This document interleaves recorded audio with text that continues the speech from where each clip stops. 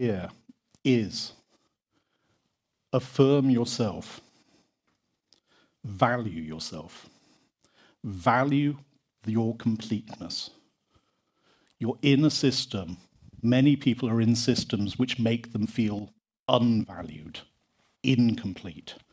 If you wish to do things, you have to be able to hold on to your sense of your own capacities, because your capacities shared into communities become community capabilities. These things become the community. These things become the ability to change.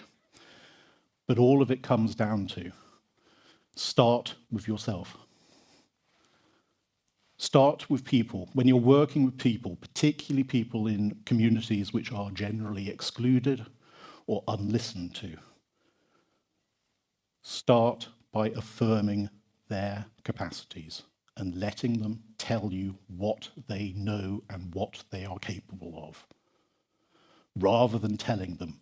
Service design is particularly bad at telling people why they're incapable. It breaks people into individual needs. It breaks people into service requirements. Service design does not help. Sometimes.